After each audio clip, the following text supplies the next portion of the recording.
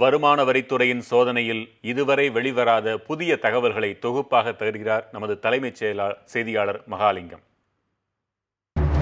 வருமான வரித்துறை அதிகாரிகள் நடத்திய சோதனையில் அதிரடியான புதிய தகவல்கள் வெளியாகியுள்ளன.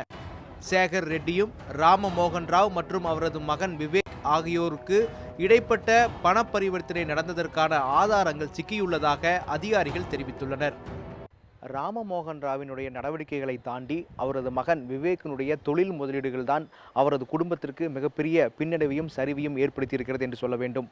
2011ஆம் ஆண்டு அமெரிக்காவிலிருந்து இந்தியா திரும்பிய விவேக் அடுத்தடுத்து 7 நிறுவனங்களை தொடங்கியிருக்கிறார். இந்த 7 நிறுவனங்களில் பல 100 கோடி ரூபாய் கருப்பு பணம் என்பது முதலீடு செய்யப்பட்டிருக்கலாம் என்ற சந்தேகத்தின் அடிப்படையில் தற்பொழுது வருமான வரித்துறை அதிகாரிகள் சோதனையை தீவிரப்படுத்தி இருக்கிறார்கள்.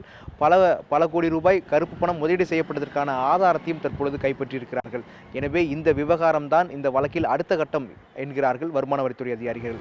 16 கோடி ரூபாய் மதிப்புள்ள சொத்துகளுக்கு வரி செலுத்த ராமமோகன் ராவ் மற்றும் அவரது மகனும் ஒப்புக்கொண்டுள்ளதாக வருமான வரித்துறை அதிகாரிகள் தெரிவித்துள்ளனர். இருவரும் சேகர் ரெட்டியுடன் பல மணி நேரம் தொலைபேசி வாயிலாக பேசியுள்ளதையும் விசாரணை அதிகாரிகள் உறுதிப்படுத்தியுள்ளனர். சேகர் ரெட்டி தற்பொழுது தமிழகத்தில் மட்டுமல்ல இந்தியா முழுவதிலும் பல்வேறு நெட்வொர்க்கோடு இணைந்து செயல்பட்டிருக்கிறார்.